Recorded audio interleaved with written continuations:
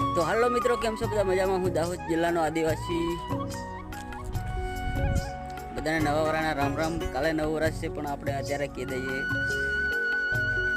આપણે તો જીરામાં આટો મારવા અને તમને જીરું બતાવીએ.